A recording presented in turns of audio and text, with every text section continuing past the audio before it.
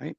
Hi, everyone. My name is Cody Howell. I am one of the student care coordinators here at the Student Care and Assistance Office in the Dean of Students Office. Hi, everyone. My name's Amanda Elkins. I am the director and one of the attorneys at Student Legal Services. And today we're going to be talking about off to a good start, off-campus living in your first year at Iowa. So, what to expect in today's presentation? We'll be talking about resources and support available for students, how your student can go about building community while they live off campus, their tenants' rights and responsibilities available to them. And then, if you have questions, we'll leave our information. So, if you want to reach out to us for questions, we'd love to hear them. So first and foremost, I'll talk a little bit about myself and our office at Student Care and Assistance. We are kind of the office you go to or a student would go to if they've got questions and they're not sure where to go. We respond to situations and we partner with students as they're navigating uncertainty and unexpected life events. These could be crises, emergencies, life situations that pop up. Oftentimes, things we deal with are things like hospitalizations, medical emergencies, mental health concerns, chronic conditions, death of a family member, natural disasters impacting them both home and here, off-campus living concerns, difficulty meeting basic needs, just anything that's unexpected or creates a challenge in their life. We work with that. The only thing we don't do is the academic side of things. We'll pass them back to the college so that they can talk about that with their college. But we offer one-on-one support where we identify options with students and assist in accessing those resources and talking through a plan to go about utilizing them. So many of our things are open to most students, and some of the things that we're known for are our Student Life Emergency Fund, which is a small fund that's available for students to access if they're facing an emergency.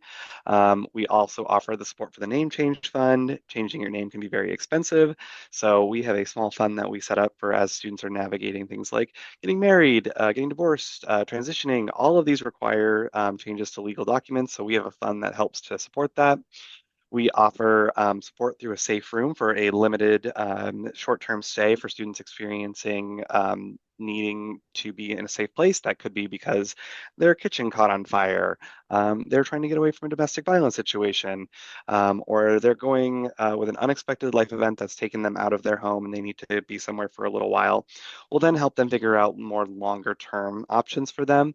But in the meantime, we partner with the Graduate Hotel in downtown Iowa City for a short-term stay. We also work with the early intervention team, which is a multifaceted group of people all across campus to try to support students from various parts of campus, both academic and non-academic, to support them as they're figuring out unexpected life events. All of us are non-clinical case managers, so we are student care coordinators who work one-on-one with students to figure out and identify resources with them. Many of our students are also familiar with our office because we're one of the few offices with a therapy dog. So Finn is our therapy dog. He has open office hours each school year. So keep updated with us on our website about when those are for the new school year. We also work to respond to the UI support and crisis line as students are navigating mental health crises. Should they experience that and they want support from the University of Iowa, they can reach out and say, I'd like someone to talk to, and kind of will help them figure out what supports might be available to them both on and off campus. We also liaison with the Crisis Stabilization Unit and Guideline Center, which are our mental health resources in the community. And we help students who are maybe accessing those to communicate with their instructors, figure out how they can stay on top of coursework while they access those resources, and figure out what they need to do so that they can take care of their mental well-being while they're taking care of themselves. We also offer off-campus student support. So as students are figuring out how to live off campus, me and our graduate student work together to help students identify resources, talk through what it's like to rent off campus, figure out where they can go. We have an off-campus living guide and an off-campus search website where students can browse listings, post sublets, find roommates, but lots of great resources exist on there, including resources for a living guide on what they might need to know for our local community. And then, of course, we offer the quick guide for responding to distress so our faculty, staff, and other members of the university community can know who to turn to when they're facing a student in crisis. So, as your student is navigating this, it's going to be a little different than maybe living on campus because they won't have all of their peers right next door living in the residence halls or an RA to help them navigate big concerns that they might be having. So, we want to talk a little bit about how they might go about building community while they're living off campus. The best thing that they can do is get involved.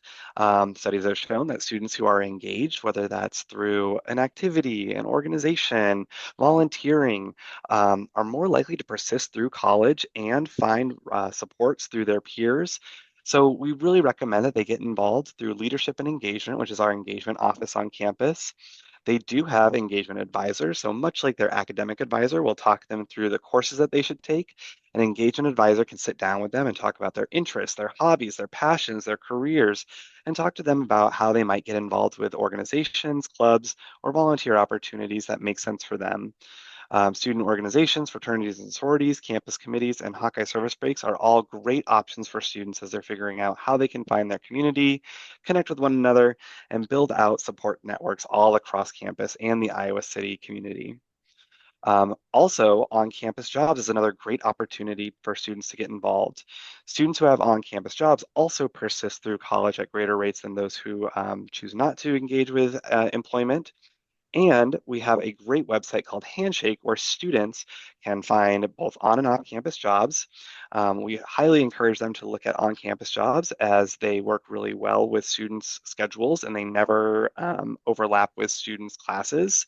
It's a great opportunity for students to have a regimented schedule, great opportunity to earn income, and meet new people in the community. And then, of course, we always recommend trying to make friends in classes. There's oftentimes opportunities for group studying, supplemental instruction, and academic support are offered through various courses and offices on campus. So all of these are great ways to meet with peers, talk about the problems that they're facing in their classes, and learn from one another. Thanks, Cody. So we're going to switch over to Student Legal Services now, my office. We are a small law firm here on campus. We provide free legal advice and representation to undergrad, graduate, and professional students. Because we are staffed by real lawyers, by licensed attorneys, our services are confidential and protected by attorney-client privilege. We are a general practice law firm, meaning we cover a lot of different practice areas, but the most common by far is tenants' rights or off-campus housing. So if you are living off campus or thinking about living off campus in the future, we do things like lease reviews, security deposits, maintenance requests, pests, subleases, renewals, lease termination, eviction, all aspects of the off-campus housing process. The second most common thing that we see students for is for criminal defense. And that can include everything from traffic tickets to expunging records. It could be alcohol-related offenses, drug-related offenses, mostly misdemeanor offenses here in Johnson County. We also have a practice in small claims court, contract review, name changes, healthcare power of attorney, consumer issues, victims' rights.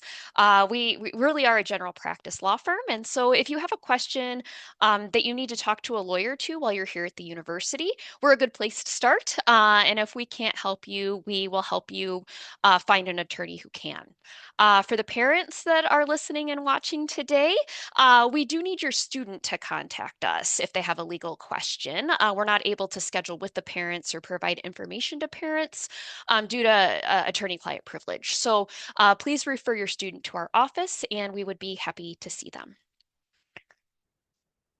The rest of my presentation is going to be about off-campus living. So many of you watching may be living off-campus in your first year, maybe in an apartment, or maybe you're living with your parents, but you'd be looking at an apartment in the future. And so the lease starts with your lease. The lease is the written contract between you and your landlord. You are expected to understand the lease and abide by the lease, and understand the rules of your lease. If you haven't signed a lease yet or have questions about the lease, Student Legal Services does free lease reviews. But make sure that you have it because we're going to need to see it. That'll be the first question when you call to schedule your appointment is we need to see that lease. So we strongly recommend before you sign a lease that you have a parent, a lawyer, both read the lease and make sure that you understand what your responsibilities are. For those of you who haven't moved into an apartment yet, maybe you are later this summer, there are a few things that you can do to prepare for move-in day. The first is to set up your utilities. The lease will tell you what utilities you are responsible for setting up. Commonly, that would be the electric, the water, and the internet. If you go to the Student Legal Services website, we'll have contact information to how to set those up. You could call them a week or two ahead of time, tell them your move-in date, and so that the utilities will be in your name on the first day of the lease. Even if you move in a little late, the utilities will need to be in your name on the first day of the lease. This would also be a time to look into renter's insurance. Some landlords require renter's insurance. Even if they don't, it's highly recommended. Renter's insurance is like car insurance, and you can get it from car insurance companies.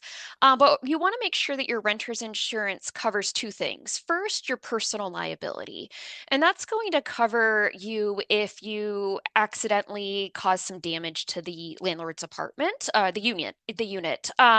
So that could be maybe a small kitchen fire, right?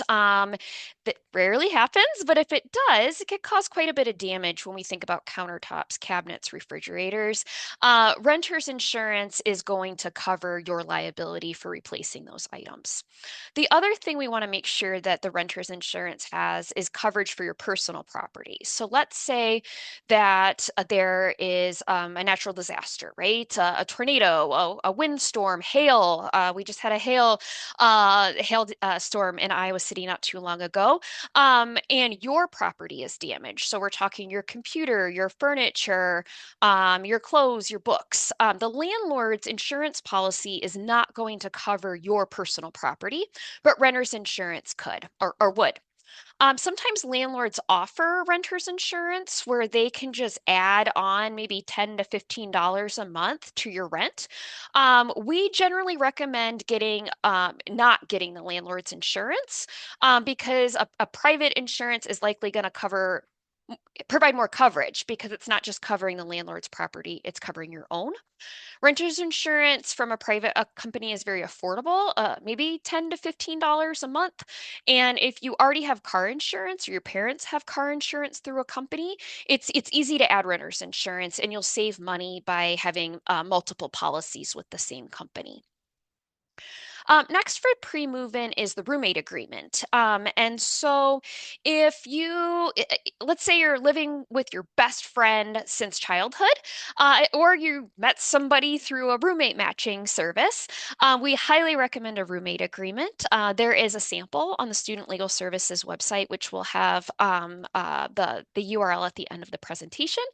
But this is just an agreement for you and your roommate to set ground rules. So it could be rules related to how utilities are going to be paid, or overnight guests, or quiet hours, or the most common one I would say is how are we going to clean this apartment? So you could do, I've seen very elaborate chore charts. Go for it. You do you. Or maybe an agreement that we all get together once a week and do some cleaning. So it's just to set some expectations of what you and your roommates would like to do.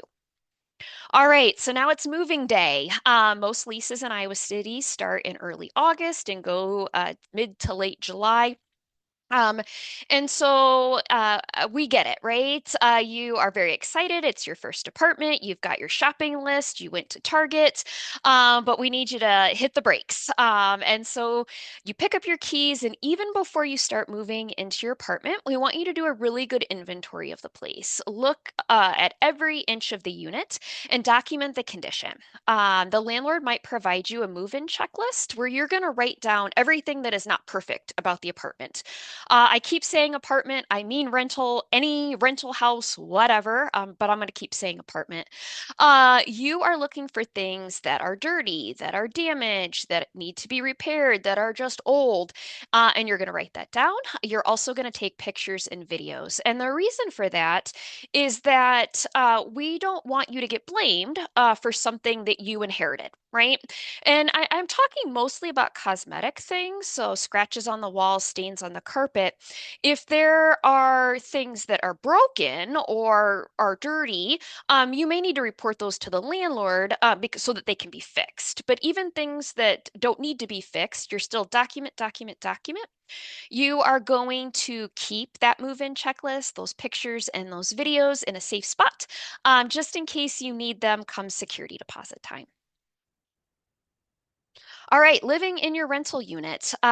This information is coming from Paranoid Lawyer.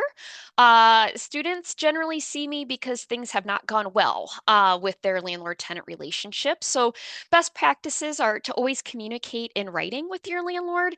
And by writing, I mean text or email or something where you're creating a paper trail and save those communications.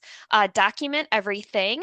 So sometimes landlords will have online portals, and which are great, but you want to make sure that things are saved in another place. So, all of your move-in pictures, all your move-in checklist, your maintenance requests, all of those things, a copy of your lease. Don't let the landlord have the only copy. So it needs to be saved. Have a folder on your computer that's just lease stuff. Okay. Let's say that you aren't able to, let's say you can't, for whatever reason, email your landlord or text your landlord and you are talking to them in person or on the phone. Iowa is a one-party recording state, meaning you can legally record conversations with another person without telling them. Next on best practices is to be mindful of renewals and the lease gap. So, as I mentioned, most leases in Iowa City start in August, but those landlords are going to start reaching out to you in September and October, wanting you to re-sign your lease for an extra year. And it's tempting because you've liked the place and you like the apartment, but you've only been there for a couple of weeks. And so there are literally thousands and thousands of apartments in Iowa City. We do not want you to re-sign your lease for an extra year until you are absolutely sure that you like the landlord, that you like the apartment, that you like your roommates. Because once you sign a lease, you're in. And it is very difficult to get out of the lease, especially if you want to avoid financial responsibilities. And then mind the lease gap. So even though there are 365 days in the year, but your lease is not going to be for 365 days. The landlords typically end the leases mid to late July.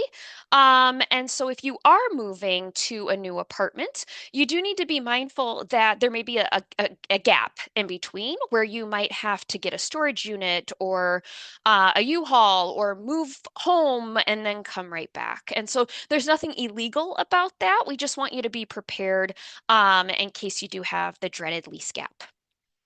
Your responsibilities as a tenant, they're in your lease. Obviously, you need to pay your rent and pay it on time. It's due on the first of the month to avoid late fees. Follow the rules. And so those are rules in the lease about caring for the unit, quiet hours, smoking, pets, ESAs, all in your lease. Follow the lease. If you have questions about your responsibilities, first you're going to check the lease. And then if you still don't know, you contact Student Legal Services. And then notify the landlord of maintenance concerns immediately. Your lease is going to require it, but we don't want you to delay because sometimes a little problem becomes a big problem. And we don't want you to be blamed for that delay. If you, the landlord's job is to maintain the unit, but you've got to tell them that you need maintenance and document those maintenance requests. The landlord is also responsible for providing essential services. So if there is a time where you are without heat, hot water, or running water, you need to contact the landlord, the city housing inspector, and student legal services right away. That's a big old emergency for our office. And then lastly, for this presentation on my end, I wanted to mention access to the unit.